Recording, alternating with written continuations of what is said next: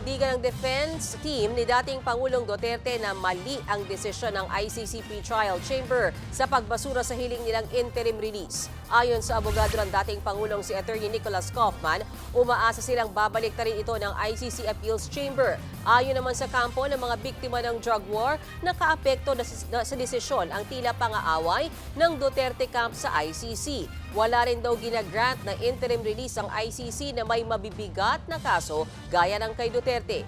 Tingin ni ICC Assistant to Counsel Cristina Conti, posibleng sa susunod na taon pa magsimula ang pagiliti sa dating Pangulo dahil sa delay. Kaya magpapasko raw o posibleng magpasko raw sa ICC si Duterte.